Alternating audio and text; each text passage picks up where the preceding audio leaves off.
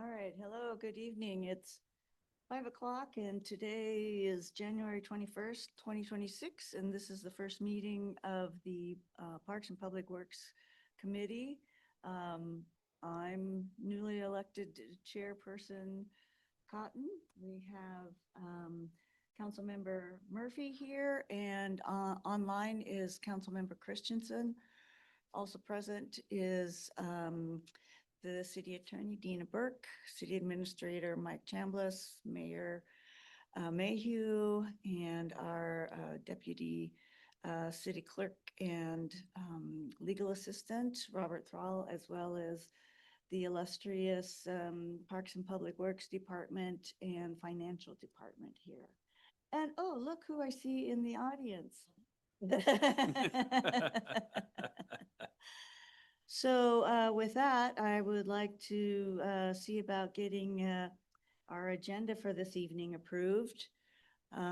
Is there a motion? So moved. Second. Thank you, Councilmember Christensen. So our agenda is approved unless there's any changes to be made.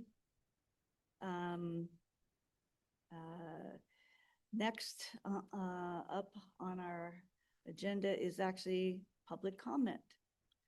And apparently we have somebody here available for public comment. And we would have to limit him to 3 minutes, which could be hard to do. All right, I'll try not to cuss. Ethan Benson, Snoqualmie. Councilmember Cotton, you're already doing way better than the old chair. Excellent job. You're knocking it out of the park. I wanted to just make a quick comment about the flood response by the city.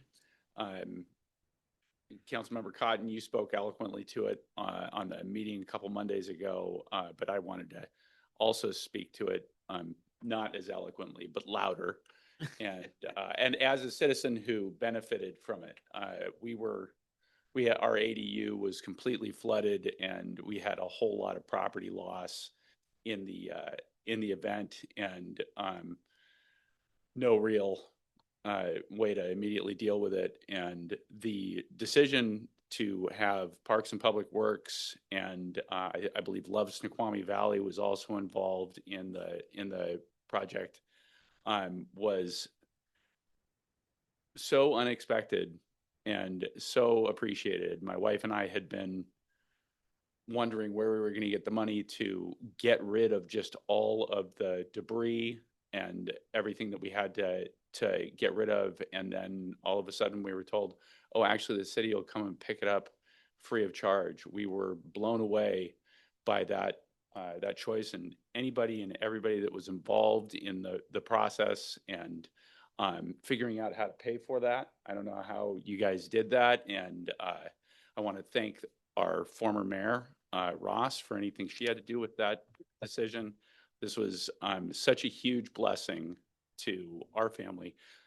Parks and Public Works came by and picked up 3 trailers full of garbage that was lost in the flood from our property. And it was just such an enormous and meaningful way to respond to the need. So thank you very much. Thank you to Love Snoqualmie Valley.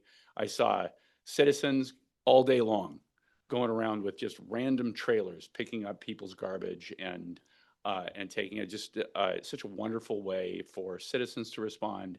And it's so great that we have an organization like that really lives up to its name. You know, they really do care about everybody in this valley and want to show it in real and meaningful ways. I hope that the city will continue to leverage that relationship, because that's a great organization that is here to help. And thank you, Parks and Public Works. Just such an incredible and meaningful and wonderful way for you to respond. Thank you, everybody. That's all I wanted to say. Thank you for sharing that with us. Yeah. Appreciate that, and know that that's a tremendous load that was lifted for a lot of our residents that were just overwhelmed with what was going on around them and to them. And so that if the city could help in that one little way, I think it was so meaningful and impactful. So, and thank you for sharing. Appreciate that. And I know you just couldn't get the time out of your system as far as when to be here, right? Want to be called away?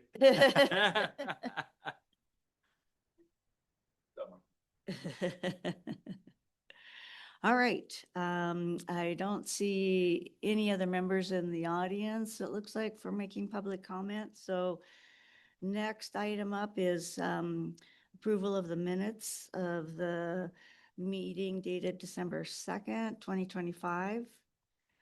Do I have a motion? So, second. Motion's been approved to approve those minutes, and it doesn't sound like we have any discussion or changes to make on that.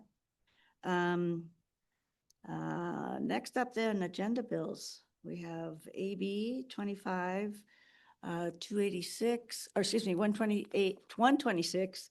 I better put my glasses on. Regarding the 2026, 2031 Parks Property Tax Levy Agreement. And I suspect that Director Boutte is going to be commenting on that. And let me go ahead and read this into a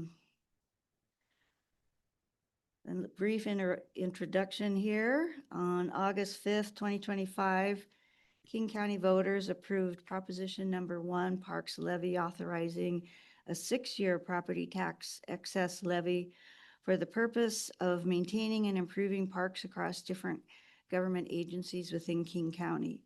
The purpose of this agenda bill is to approve tax levy agreement with King County so that the city of Snoqualmie may receive its allocated share of the levy proceeds and use the funds on operations or capital projects within the city's adopted capital improvement plan and in accordance with King County Ordinance 19922. Proposed motion is to approve the Parks Property Tax Levy Agreement with King County and authorize the mayor to sign. Do I have any additional information to share? Not really. I think you stated that fairly eloquently. Like you stated, this is basically a result of the King County property tax levy that was voted and approved by the voters of King County last year.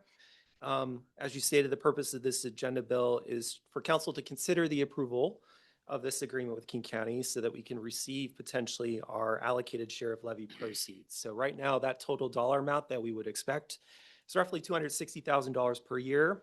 Currently, we've budgeted $130,000 per year at this time, included in our CIP. The previous agreement, the 2020 through 2025 property tax agreement with King County, basically allocated $130,000 to Snoqualmie over that period of time. So as a consequence, if council chooses to approve this, we would receive more in levy proceeds from the county over this next 6-year period. And we have earmarked typically these funds for our city's capital improvement program and specifically some of the capital programs that we have within our CIP related to parks. So, yeah. Great. Any questions from council members? Yes. Councilmember. Thank you. So this is really exciting. I know that, our voters spoke resoundingly in terms of their support for the parks levy. We had 59% of our residents, voted in favor of this. So that's really exciting to see kind of these extra funds coming into the city. I guess, and perhaps this might be premature, but would love to perhaps understand, do we have, you mentioned the capital projects that would be earmarked for that. Do you have any more specifics around what projects these funds might be going towards? I know there's certain reporting requirements and signage and all sorts of things that the county wants to see as relates to the projects that this will fund, but any kind of flavor for what these funds might go towards? So I don't have the information off the top of my head necessarily, but I mentioned capital programs. Often what we like to do is when we have a recurring dollar amount that we're going to receive annually, is to allocate those funds towards any sort of projects that have a maintenance component to it. So we want to make sure that we're staying on top and preserving our current assets first before we actually potentially expend other funds for other sort of new projects and things across the city. So typically we might allocate these funds towards playgrounds within the city, but there are also potential other uses.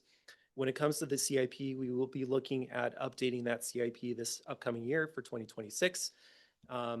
I can't give you necessarily a time frame for that because we're still working that out internally overall, but you will see this is a part of that CIP moving forward that will help to establish the programs and the projects that we want to complete 27 through 2032.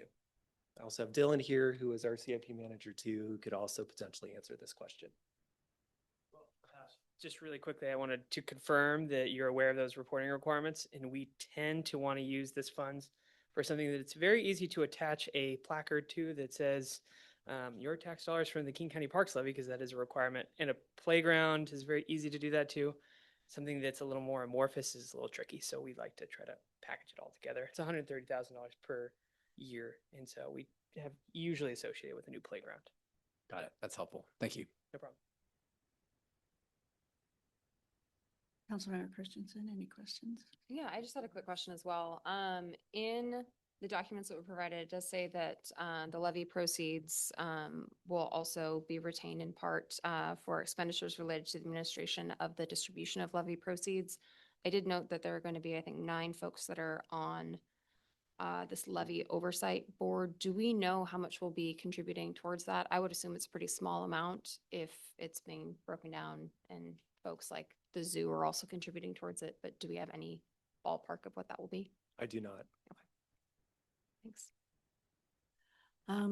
Director, I did wonder, do we have any funding that's carrying over from the previous levy? Because I know we can carry over from year to year with things. And so I just wondered if we had anything to add this to, or. Yeah, so we do have restricted funds, and we do make sure that any revenue that we do collect from this is set aside appropriately. We have utilized these funds fairly recently on the all-inclusive park playground, I believe. Dylan might have to confirm that for me overall, but there is some leftover proceeds from the 2020 through 2025 levy that we would make sure to allocate potentially as a part of this upcoming CIP process. There was also mention in the paperwork of a additional, the $250,000 that was going to be divvied up for over the 5 years. Is that included in that total amount that's reflected up here? The 265? Yeah. Yes, so that Okay. is spread out, incorporated into the base amount basically, and spread out over that 6-year period. Okay. Mhm. And will some of this monies be like utilized in the river trail where we can put a plaque on it? I'm not anti-plaque here, but I find, so in answer to your earlier question, part and parcel of that will be that we carried over money into this biennium from the previous biennium. However, looking at kind of the revenue that's coming in for parks and parks adjacent type programs and projects, we're probably anticipating spending all of that money first and then leaving the, let's call it more flexible money that the city has for those same projects and programs for carryover, if that happens. Yeah. So that kind of answers that what we'll do with that money. We will probably spend their money first, so to speak. And then I don't anticipate using it for River Trail. I am planning on using it for the 2 playgrounds that are going to be replaced this biennium. Okay, great. So yeah. Super. Super. I think that answers our questions. So let's, oh, sorry, Mayor Mayhew. Yeah, You're just, way over there. I know. The better to see you with. Director Boutte, do we have a rough guess or estimate of how much the city of Snoqualmie taxpayers pay into this Parks and Levy, every year? Yeah, yes, we do. So if you recall, the levy is set at roughly 24 cents per $1,000 assessed valuation. When you consider the total assessed valuation in the city, in total, the city as a whole is contributing roughly about $1.3 million into this levy, basically for King County to allocate among the various purposes. So the thing I just wanted to make council members aware of is that obviously our residents are paying in a lot more than actually is allocated back to Snoqualmie. Now, don't take that wrong. Obviously, our residents benefit from projects all over King County. Mhm. So I'm not implying that they don't benefit, but it is worth noting that here in the city, only a fraction of what's being paid out of our city actually gets spent here. And that's something that I think is worth noting, because as we think about long term and how can we try and influence things, because this is not the only type of thing where our residents pay in a lot more than gets sort of granted or allocated back out. So that's something to kind of be aware of as council members from a policy perspective. You know, can we influence county leadership, and sometimes it's state leadership? So I just think it's worth knowing. I don't think in any way takes away from anything here. This is fantastic benefit for our residents, but just thought you'd like to be aware of that. I would imagine that that does occur in any of the cities that have high property values. Exactly. And that they're all doing that, but there's so many advantages that we're utilizing and providing for our citizens. Councilmember Christensen. Yeah, just another plug in terms of serving on a regional board, because this particular issue and the King County levy for parks did come on, and it was a big discussion piece at PIC, and I was able to get information from our fantastic finance department as well as the city administrator and the mayor to push back on that, and we were successful in terms of getting a bigger piece of the pie back into the city. So it is helpful again to be on those boards and making sure that the voices for the cities are heard, because we do generate a majority of the taxes in the county. Good to know. Yeah. All right. Well, I think with that, let's move this forward to the next council meeting. And any thoughts one way or the other as far as information to provide to the rest of the council members before the meeting, or? I'd recommend putting it on consent. We're, basically There's- doing a minimal amount of changes in order to authorize ourselves to receive money. So Yeah. I don't think it's going to be particularly problematic. Not or- costing us anything, Yeah. right? Any thoughts on that? I think that's right. Okay. All right, we'll move it forward for the next available meeting on the consent agenda. All right, let's see. Up next, discussion items. We have an update on our downtown sewer repairs. And I see Director Hamlin approaching the podium here. Good evening. All right. I'm going to share my screen. I have a little presentation here. Very brief presentation. It's not working. There we go.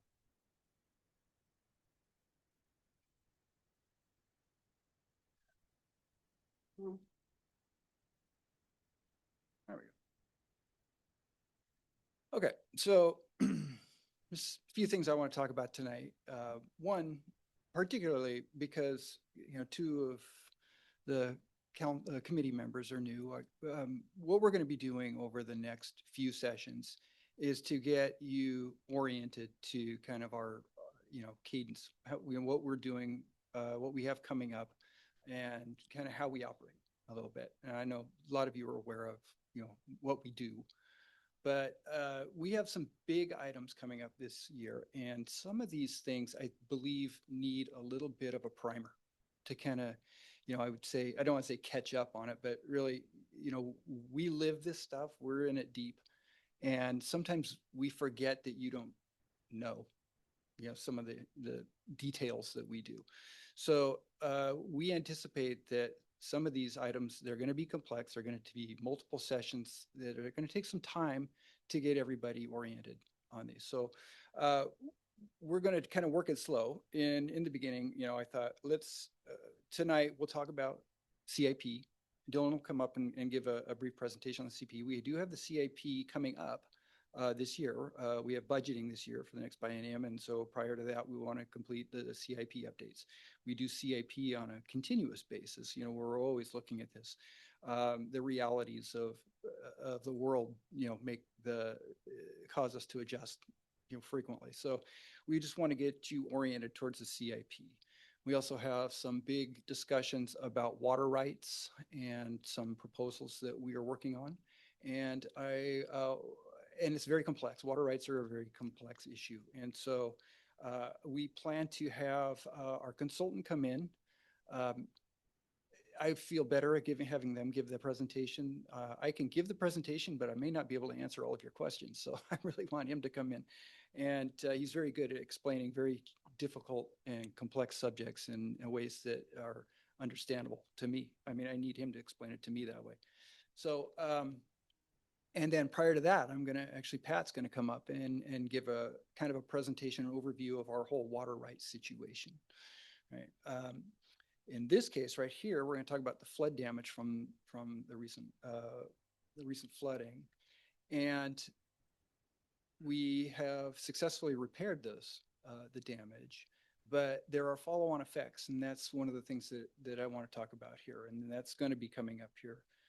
So a brief overview on what happened. So the night of the flooding, which I believe was the 10th, we had, of course, the flooding of the downtown, we had the traffic snarls, and we had the immediate concerns with the EOC and addressing, public safety issues. That evening, we had received a call about a sinkhole that had formed in a resident's yard. And that is this, what we call sinkhole number 2. It's this one, if you can see it there. And so we, of course, dispatched to the location, and we found this hole right here. And we knew that was something big, right? You don't get sinkholes like that. I mean, there is many yards of material that just vanished, so where did that go? Of course, we were noticing simultaneously that we were getting a lot of sediment in the system. Now, during flooding situations, it's normal to get some sediment, but we were getting a lot, and our grit system was collecting a lot.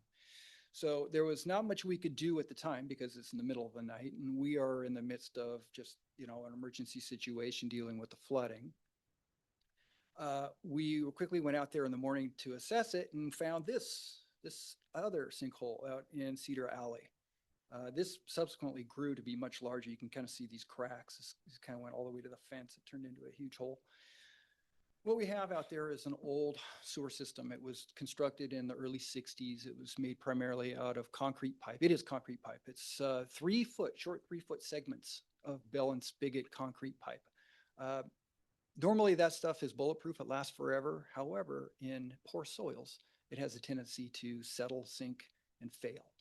And in this case, that's exactly what happened. We have very soft soils. It's kind of mucky. It's old, kind of lake bed material. And so it's mostly sand. And so what happens is when there's a breach, when we have very, very high groundwater table, as we did here, the groundwater table is maybe a foot or two below. Well, you can see here, it's about 3 feet, 2 to 3 feet below the ground surface. That pipe is down there about 9 feet. And so the hydraulic pressure is pretty intense at that depth. And because that pipe was bedded in loose sand, essentially, when there's a breach in that line, that water goes rushing right into the line and it carries that sediment with it. And so all of that big sinkhole you see there, that is all material that was basically flushed right down that pipe. So we knew that we were in for it, when we saw that. And we first had to find a contractor. We were lucky to find a good contractor that was working close by. They were working up in North Bend. Fury is a contractor that we've worked with before. They did the Williams Edition water system out there and did a great job. They're very good at doing utilities. That's their bag. So we were lucky to find them, and they were actually on standby because of the flooding up in North Bend.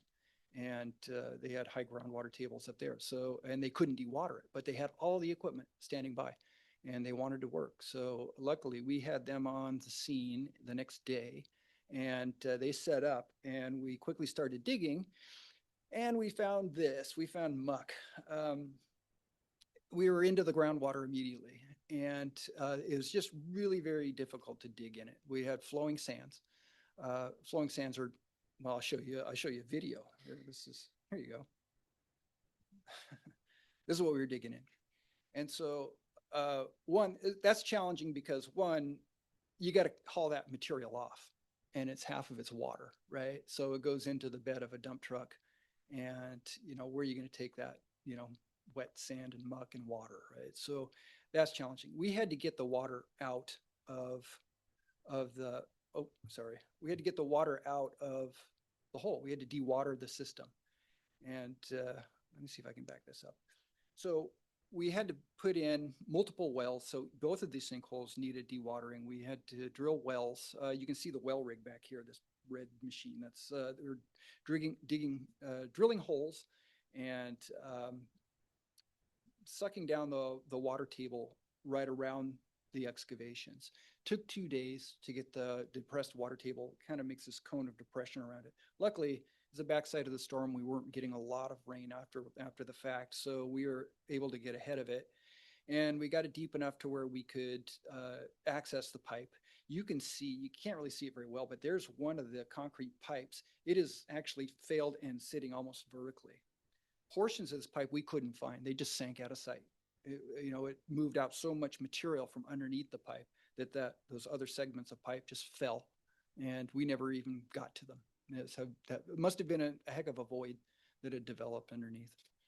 So we actually did it. We did a good job. We got the repair done, and we actually created some. Andrew Vining is here. He helped develop a system for bedding that pipe. We built what we call a burrito out of rock material. So we excavated out from underneath it. We laid in a bunch of fabric. We put in rock on top of that fabric, then folded that rock over, and then created a solid bed to put that pipe in. Because of course, once you create muck, you can't really bed on that. And so we had to create a foundation for that pipe. And so we did that in both locations, and were able to restore that pipe, and we got that repaired.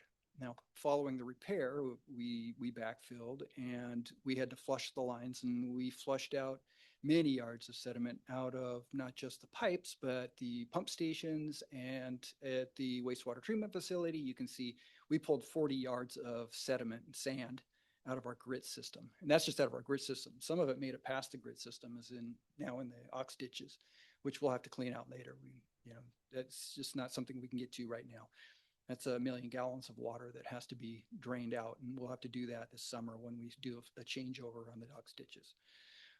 However, luckily we got through it, and we did a good job. We flushed out the lines, and we TV'd them. We ran a TV camera down those lines, and were able to inspect those. We did find a couple of areas of concern. We TV'd the whole system in that area. And so we need to go back and take a look. And luckily there are techniques for what's in situ pipe repair. So we can either blow kind of an injection mold type of material, like a liner, a membrane liner, and there's cure in place types of plastic sleeving that we can put up in there and mold to the side. There's epoxy coatings. There's other things that we can do. And so what we're going to do first is a complete inspection of the lines, find the areas of concern, and then go in and repair those places with the approved technique. We're going to look at different alternatives and find what is the best value. So we'll be back later with proposals to go in and make those repairs. Those repairs they pale in comparison to cost. It's easy to do those repairs in place, or much, much less expensive than to have to go in and fix a sinkhole, right? So that will be coming up fairly shortly. So hopefully that answers. Do you have any questions about this and where we're at with the sewer repairs? Councilmember Christensen. Thank you. In terms of the draining of the oxidation tanks, do we know approximately how much that will cost? And would we be able We to do it every recover year. that? Yeah, we will do it every year as part of our routine maintenance. So at least once a year, we will drain one set of ox ditches and transfer our operation over to the other. So we have 2 oxidation ditches essentially. So we'll shut one down, we'll drain it or pump it, essentially into the other one, and we'll put that one into service. It takes a little while for us to get the bugs developed in the anoxic zones and all that stuff so that it's operating correctly. And then eventually we'll drain that one completely down, and then we'll pull the sediment out. We do that every year. So it's not really anything there'll probably be more sediment than we're used to seeing in there, but it's not that difficult. We can take a bobcat down there and just push it all to the wall and lift it out of there. So it's not an extraordinary expense, or I would say even that much of an extra expense. Okay, Yeah. thank you. A question on, so I was down there on Saturday, when they couldn't find the pipe, when they were digging it out and they couldn't locate the sewer pipe at Yeah, that time. We're like, and- we know it's got to be here. Yeah, and they kept going and going and going. Like, Right, way we're like, past what- "Stop." Yeah. But I was wondering if the with getting the bedding underneath that, is this something where we're going to have to go back and besides these sections, like kind of go in and inspect all the other same circa era type of sewage pipes that are downtown, or is this just related to this particular area, do you Pretty think? much this particular area is where we're focused on. We've replaced a lot of the downtown sewer mains. I know we have in different sections at different times, Yeah. and The so, last 8 years, we've replaced most of them downtown. There's still a couple streets where we still have old, sewer mains, concrete sewer mains in Yeah. the city.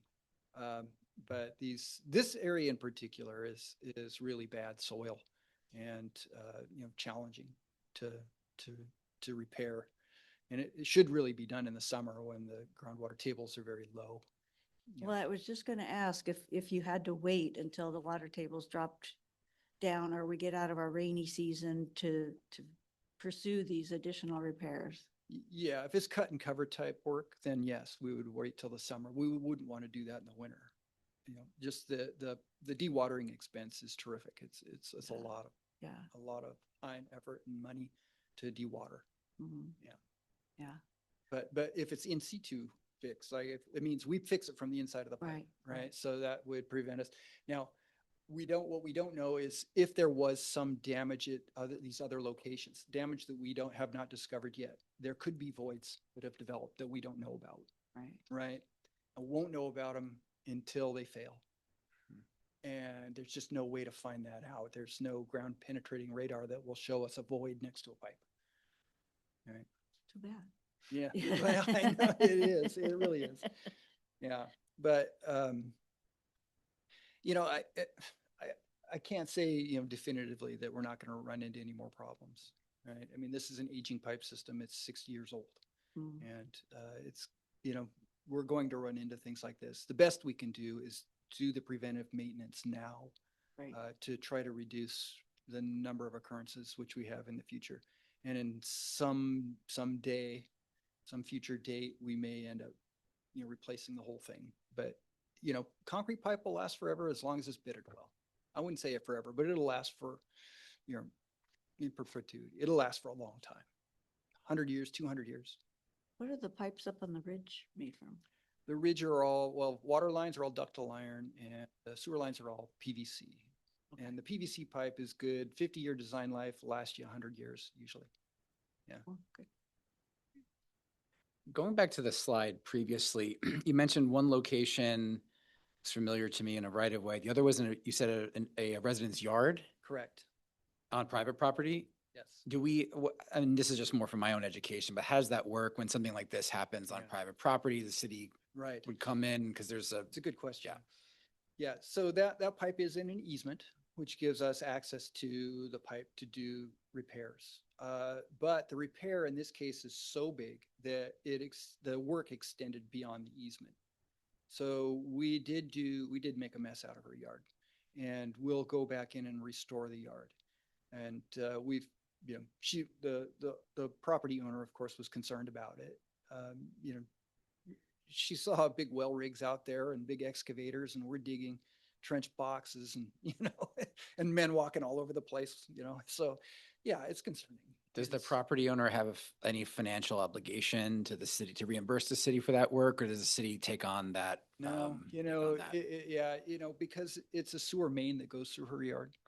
Okay. It could have actually been a result of her connection where it connects to the main. But, you know, it was the main that failed. And so we had to repair the main. And in doing so, we actually, well, we were digging one of those wells, the dewatering wells. We went right through her lateral. And so we had to fix that too. But we didn't know that her lateral was right there. And so, or at least you know, our maps, our sewer maps are pretty good, but they're not exact. I mean, these were made in the 60s. And so where it came out of the house was not exactly clear. And so we ran into that line. So we had to repair that line. And we wouldn't charge her for that because it's not like she did anything wrong by letting her sewer system, get old or, she mismanaged it somehow, right? So we'll take care of that for her. I mean, we had to fix the sewer line anyway. So the cost of dealing with her lateral connection is minimal compared to the overall cost of the repair. Got it. Thanks. Yeah. Seems like, Any other, yes, Mayor? Yeah, one thing to know is when you're in an emergency, when we declared a state of emergency, and something like this happens, we go fix it, as you would expect. That means the normal processes that we go through when we're going to go onto somebody's property to go into an easement, we would normally notify them that we're going to do that. There would be some coordination, but in an emergency, we just go in and we fix it. And that's correct. I mean, that's authorized under the emergency declaration, under state law. And it makes sense in the situation. That's a sewer main that has much wider implications than just that property. But it's worth noting that the individual property owners don't enjoy that. Say, well, wait a minute, here comes the government all over my property. So we do a lot to talk with them, both during and after. But they reasonably are troubled by that. And you heard the director kind of mention that they've spent some time with the resident to kind of work through that. But it's just worth noting that, yeah, that's kind of one of the difficult situations that we work through. And staff works very hard to make sure that those relationships are solid, coming out of that. And I guess what I'm trying to say is you should be aware that they've done that work, with our community, and they've done a great job at it. yeah, we have assured her that we'll fix her yard and it's an easy one to fix. It was just grass, right? We didn't impact anything other than the grass yard. So we'll fix the yard, we'll level it, flatten it, put good grass seed on it or turf if we need to, and we'll restore it to as it was before. And you composted it for free. Compost. We did. We fertilized that. Yeah, right. Right. Okay. All right. Um, So you good? Yeah. All right. I want to now stop sharing. I'm not sure how I do that, but now I'm going to bring up Dylan, and he's going to kind of give you kind of a primer on CIP. I know you guys are familiar with the capital improvement program, but in this case, I think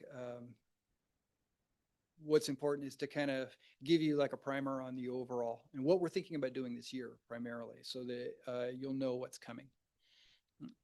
Thank you.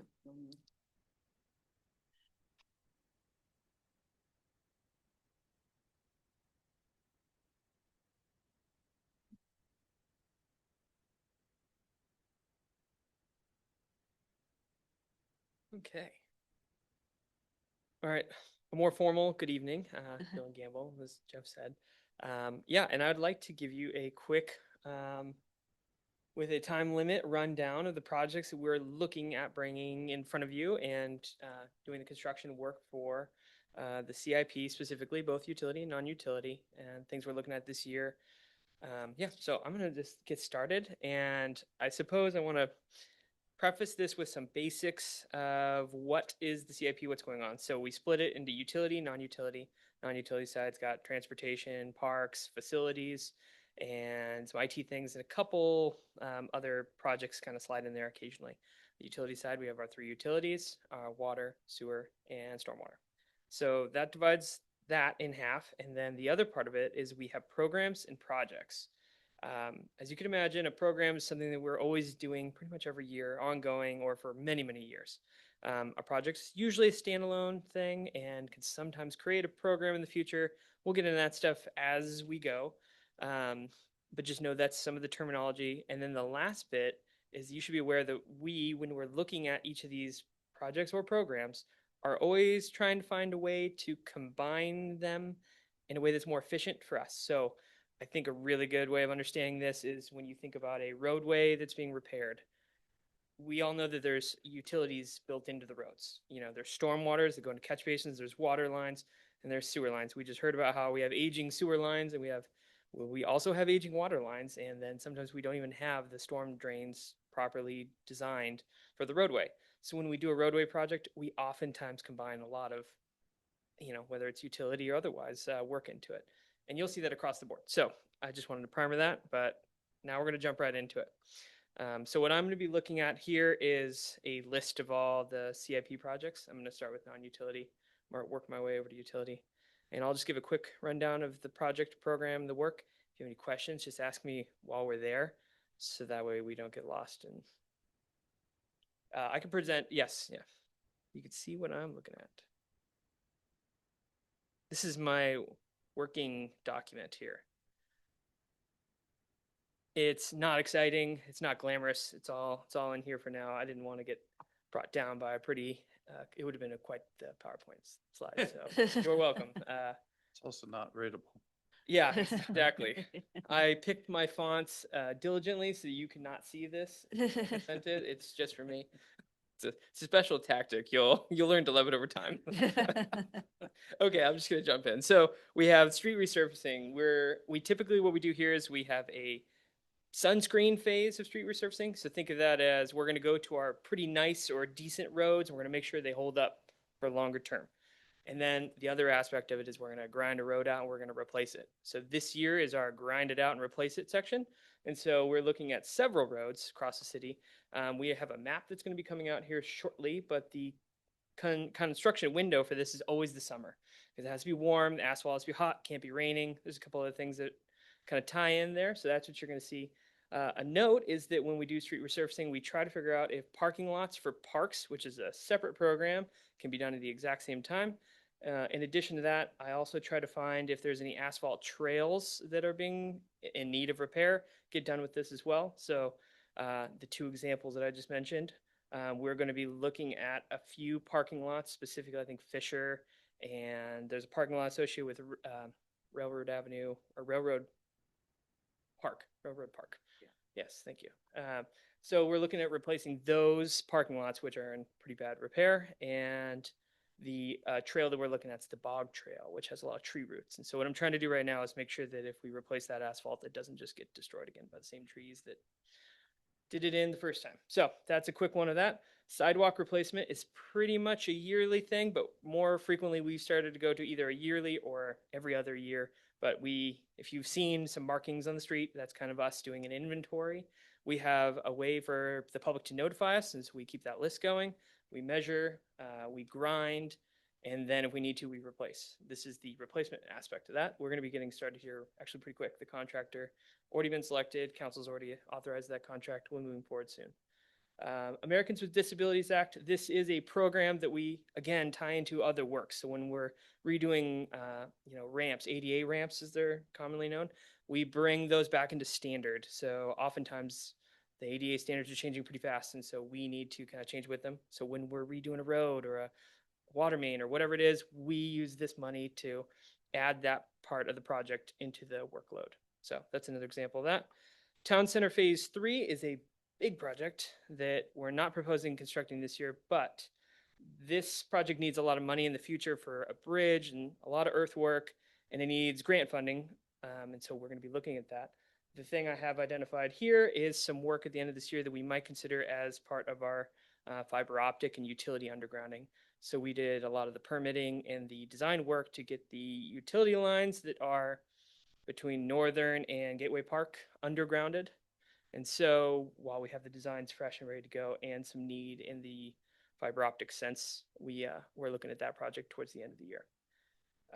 Meadowbrook Bridge is still still identifying the need of repair. So as you know, it's an aging bridge and it could necessitate all sorts of different type of work to bring it into a safe condition.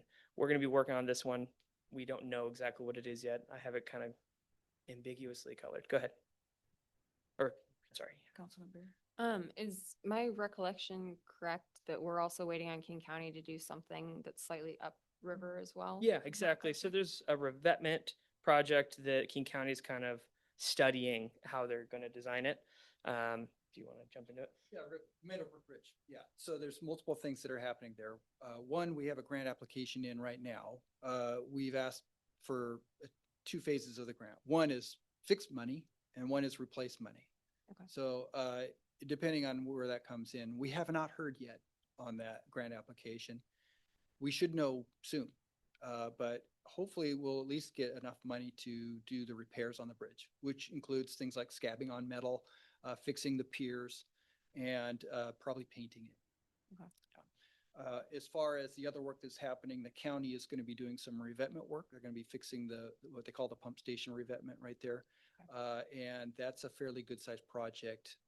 That can be completely independent of what we do on the bridge, but we'll need to coordinate the engineering portion of it so that whatever they do doesn't impact the bridge piers. Thank you. Quick question on that is with the revetment, especially after the flood damage and the trees going down off of the end of that road down there, is that going to affect any of what the county's doing there or? It should not, they were going to take those trees out anyway Oh, were they? with their repair. Yeah. Okay. And they have selected their preferred design to repair the revetment. However, they're waiting for the flood control district to approve their selection. And there's some additional, I think, coordination with tribes and with agencies before they can get approval to get moving on the design of that. Okay, thanks. Okay, I can tell we are on number 6 and I have 12 minutes. So we're going to really start going fast now. Okay, so I have railroad crossing improvements. This is the 2 crossings, one at King Street and the other one at the Parkway. It's to improve the signalization, specifically with the railroad crossing. And there's a bunch of pedestrian interchanges there. The Parks parking lot resurfacing we talked about. The complete streets concept is another one of those programs that ties in when we do a project. Think of it as instead of just replacing the pavement, how do we make this road make sense? If there's something going wrong with it, if it's not connecting properly on one side or the other, or at the intersections fouled up, if there's safety improvements that we could make, we really use this funding to try to improve that. And we also will use this throughout the year if we just identify projects that are good for it. The playground replacement, we have 2 parks that we're going to be replacing, Cottonwood and Hoff. Cottonwood and Hoff, and then we're going to be downgrading 2 nearby parks that have either aging facilities or practically no facilities. So Thompson and Silent Creek. They're like within a block of the 2 parks we're going to be improving. It's part of our PROST plan that we identified. It was one of the recommendations in the next step on the CIP to get kicked out of the PROST plan. Trail improvements, we're looking at a bunch of things. I mentioned the bog. We're looking at some trail improvements at 3 Forks, and I'll stop there. Happy about the bog, first of all. 'Cause Okay. It's quite the off-roading experience right now, especially if you're running or biking. But going back to downgrading the parks, what exactly does that mean? Yes, yeah. Okay, so there are basically you could think of it as paired parks. And what happened is somewhere in the development or the construction, they built a playground initially and then one right next to it. Either the phasing or the roads didn't connect something. But now we have 2 parks that are very close to each other with equipment that in theory we would want to be replacing if it's failing and aging, which case all these 4 parks have failing and aging equipment. Instead of maintaining 2 very good parks just a block from each other, we're going to downgrade one into something more of a trailhead, given that it is already existing and acting as a trailhead, and remove the equipment and just better improve the park a block away. That's kind of what we're doing. So we're downgrading one park to be more of an open space. We're improving its next door neighbor so that the community isn't losing anything. And we're doing that for 2 sets of parks. Thanks, Mike. Perhaps the word you're looking for is reprogramming the park. Sure, yes. We're also removing some equipment, so we're not going to be replacing like, for example. We're going to be converting it into more of open space for trailhead or things of that nature and improving the other ones. This will also help. We have a lot of parks. The overhead and the maintenance and things like that are pretty high, and this is a way for us to bring that down. Great. Yes. Okay. We've. For Murphy? Oh, I'm sorry. I didn't. Real quick, on the complete streets enhancements that you talked about earlier, and I know we have limited time, but at a high level, how do you pinpoint the intersections or the sections of roadway that are in need of those types of refurbishments to increase safety and all of that? Yes. There's lots of ways we get this information. A lot of times we get it from the public. Sometimes we get it from jurisdictions or not jurisdictions, but the school district, for example, will notify us. We see a lot of people speeding on Park Avenue. What can we do to bring the speeds down so that it's a safer pedestrian corridor? We get direct feedback, and we have also had our Parks and Events Commission and different commissions bring up different kind of comments about this. So we also generally know, as users of the roads and things like that, where we could probably identify safer kind of intersections or just mid roadway spans. So There's probably like a laundry list of There's a big known one. issues that we'd want to tackle. Okay. and size and scale of the solution. So sometimes the solutions are really big and hard to solve, but if they fit in a smaller bucket, then we sometimes will look at a complete streets to just fix it really fast. Yes. Got it. Thanks. And in addition to that, we kind of have this soft allocated for grant matching if it's necessary. So there's Safe Routes to School. TIB has something kind of similar to Safe Routes to School, Transportation Improvement Board. And we try to, if required, we would kind of use this as our indicator of we're working on this to please give us more grant money so we can do this larger thing. So that's a pretty frequent ask, and it depends on the year what we go for. Yes. Okay, should I keep going? Yes. Okay, I'm going. We're not even through parks yet. Okay, I think a big one here is, I'm going to jump down and hit the biggest ones. I think we're just going to start flying. So I have River Trail northwest of Sandy Cove. That is under construction. It's going on. It's on Railroad Avenue. It will be going into construction through the summer. I anticipate somewhere mid-summer it will be complete. How much was it affected by the flood? A bit is my weird answer. It definitely was impacted, as I'm pretty sure everyone saw. However, it wasn't ruined or anything of that nature. Yeah, I mean, I saw cords start back up there last week, so I know they were letting it dry out a bit. So, Yes, exactly. And yeah, they're pretty much, well, they're moving on new stuff now. Okay. So it only took us about a week of repair. A lot of it's just the things that the physical waters moved. Mhm. So some stuff moved around, equipment didn't get damaged because I had them haul it out early. But we did see some minor kind of sediment dropping. We collected new logs from somewhere upstream, a couple oddities like that, but we'll work through it. Yeah. It didn't impact our timeline. Good, great. Yes. So that project is still going midsummer. Acquisitions are something we do all the time. Another exciting one, River Trail Arboretum, is the space across the street from the high school's track. It previously used to be homes, it used to be a trailer park, etc. And now we're working on another kind of smaller scale, bite-sized effort to improve that park, but not a huge plan. So we're not going to be doing a Sandy Cove stabilization style project with all the things we're going to be working on it kind of piecemeal to try to make a much more affordable project and build it over time. So that's one effort there. And I'm going to scroll a bit. Environmental improvements is similar to where we pair up with other Excuse me. projects and programs. Sorry. Sorry, Member Christensen. I'm going to slow you down again. No worries. So going just back, can you scroll up I can. for a moment? So the area that's over by the high school, the River Rock. Arboretum. Yep, the Arboretum, sorry. In terms of that trail, when would you anticipate that linking up? My question is because when I was on public safety, we did have a number of residents come in with concerns specifically about their kids going to school along the road at the high school. Mhm. And if there was another option, like a soft surface type trail, that would probably help with some of that. It wouldn't fully resolve it, of course. And I know that Parks and Public Works have been out there looking at other solutions as well, but I just wonder if that would be helpful too. Yes. insofar as it connecting as a greater river trail project, like from one end of what was formerly proposed in the River Trail Master Plan to another, I don't know how long that'll Yeah. take. But the sections of land that we own that we propose to improve can get somewhere between the mechanic shop roughly, Yep. towards the bridge, and then the other side right next to our pump station, or our water pump station there. Yeah.